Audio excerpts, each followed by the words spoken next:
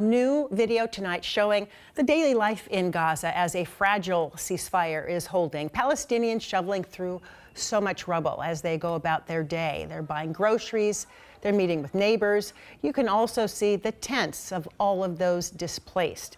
It is a place President Trump says he would like to redevelop into a, quote, Riviera, kicking out those who currently call it home. Gaza is a hellhole right now.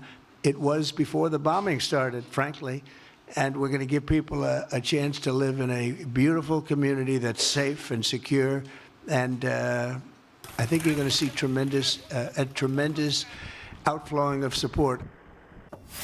Joining us live now to discuss is King 5 military analyst, retired 4-star Army General Barry McCaffrey. General, thanks for being with us. Be with you, Josh.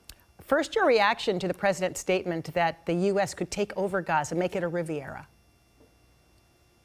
Well, it's hard to even treat this idea as anything but a tragic comedy in a way. It's not a real idea. This is a $100 billion reconstruction process.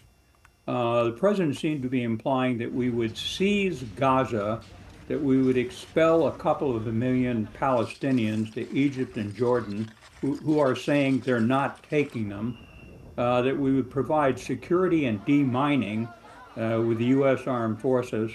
There's probably 15,000 Hamas fighters still there. And then we would turn it into, a resort on the Mediterranean. It's basically not going to happen. It's a nutty idea. It's hard to imagine what he's thinking of. Did Netanyahu give him these talking points? It's a dream of the right-wing Israeli faction, but no one else. It's interesting that you bring up the Prime Minister Benjamin Netanyahu, because his reaction yesterday was interesting. He didn't actually denounce it. He's, after the initial shock, seemed to think it might be an idea to be considered. What did you make of his reaction? Well, I think he's thrilled that Trump is back in office. Trump has been undeviating in his support for Israel. He has again opened arms flow to Israel, which I think was appropriate, by the way.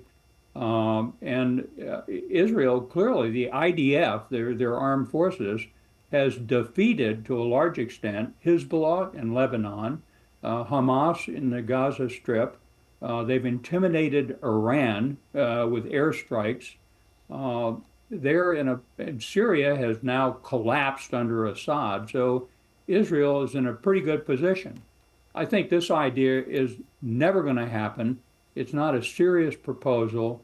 The White House unnamed functionaries are walking it back already. But it's disturbing on what was he thinking of, even coming out with this untested idea. And I don't know. How is the world reacting? I mean, global leaders, how are they reacting to this kind of statement?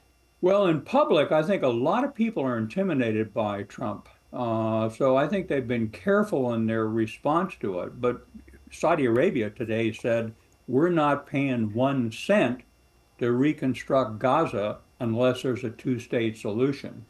The Palestinians have largely rejected it, although they are in terrible trouble. The humanitarian crisis in Gaza is enormous.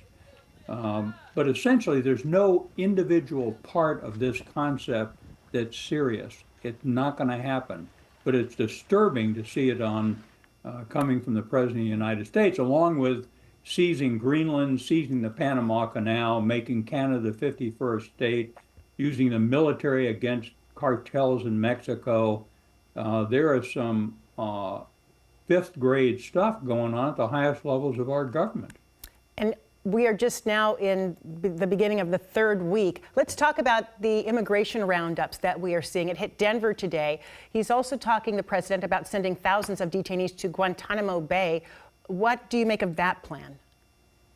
Well, I think the whole point of this is to terrorize the migrant population in the United States. Who knows how many, 10, 12 million. They're fundamental to us growing our food, our service industry. There was an open border, 3 or 4 million people, who knows, came across during the Biden administration. So I think he's terrorizing that migrant population hoping to reduce the flow. And he terrorized Mexico, obviously. They're going to send allegedly 10,000 National Guard to the frontier. But you know, I don't think that's actually going to happen either. They're going to round up, there may be 300,000 or 400,000 have criminal records. Many of them may be rounded up and sent back. We're never going to send a U.S. citizen to a max security prison in El Salvador. That would be clearly illegal. So these ideas are coming out that just don't sound like a government decision, but instead meanderings that happen in the afternoon in the White House. Well, let me ask you this. How much of this do you think is just about distraction from what's actually happening with Trump, with Elon Musk? Is it just sort of a look over here? That's all over the internet and attacking the media, U.S. media. They're falling for every shiny object he puts out there. I don't believe that. What's happening is the Trump administration's making this stuff up on a day-by-day basis. And then Elon Musk, who knows what he's doing, he's got a handful of young people with engineering degrees out of his Tesla factory.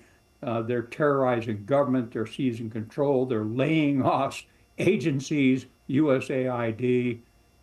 He's, as far as I can see, he has no legal authority to do any of this, giving an invitation to all the thousands of CIA employees to leave government with a buyout.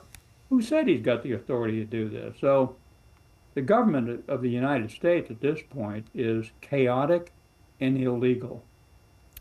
We have so much more to talk about. We're out of time for today, but we will definitely be talking with you in the days ahead about where this is all headed in your view. General Barry McCaffrey, thank you so much for helping us navigate what feels a bit like a whirlwind. Thank you. It's something